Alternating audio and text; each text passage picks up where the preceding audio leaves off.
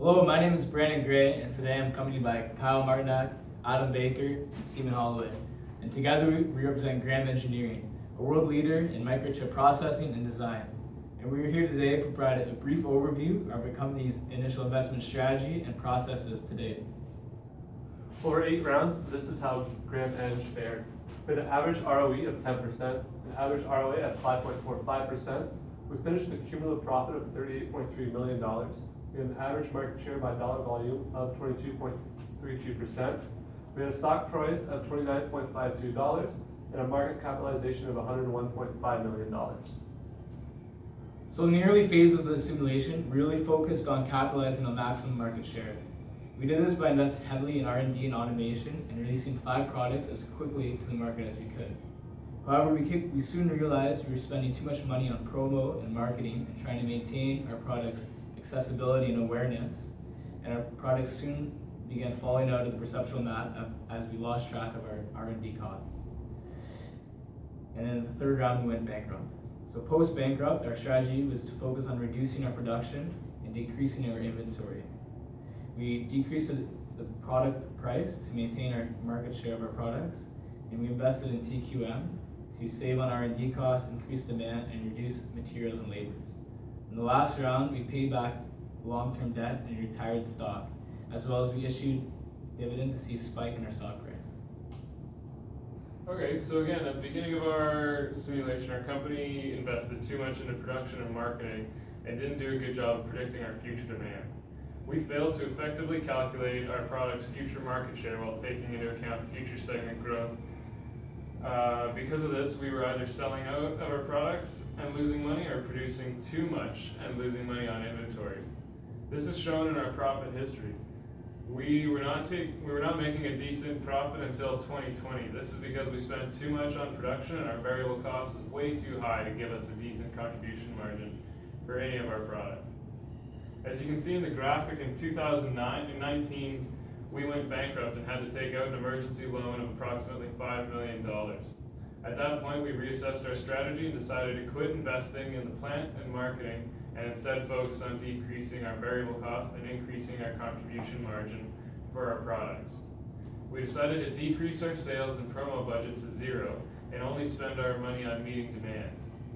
This ended up being a large problem because we weren't increasing demand, and our products lost accessibility as well as recognition.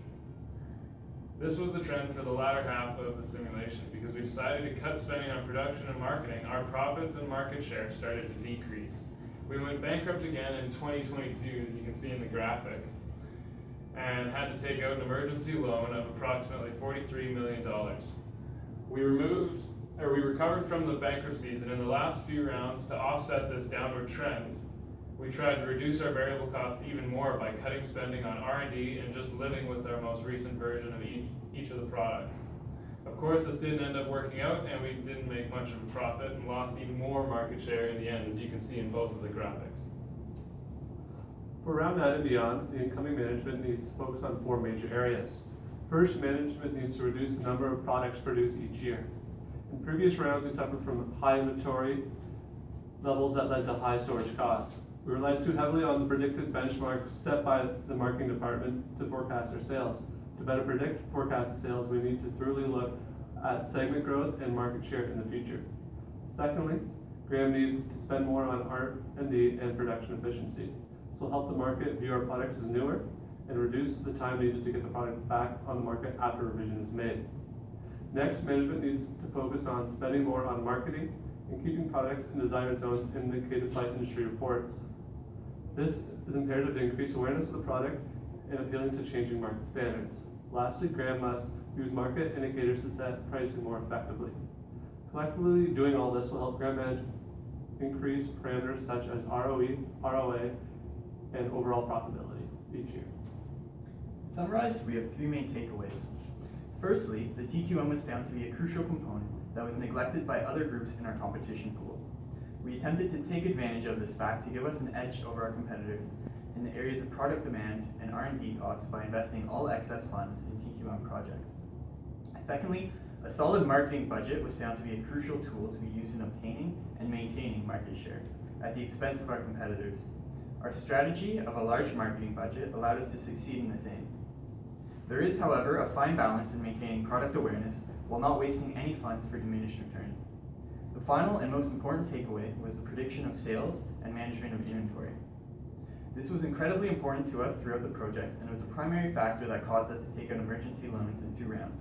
Our reliance on the sales forecast provided by Capsim, rather than calculating our own sales forecast, caused 2 very bad rounds, which hindered us greatly throughout the rest of the simulation and made any further progress an uphill battle.